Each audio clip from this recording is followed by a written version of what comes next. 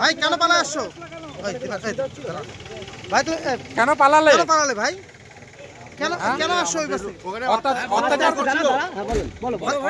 আমি একজন সনাতনী, আমাদের হিন্দুদের উপর অনেক টর্চার হচ্ছে, যার কারণে আমি বাংলাদেশ থেকে ইন্ডিয়াতে আসি।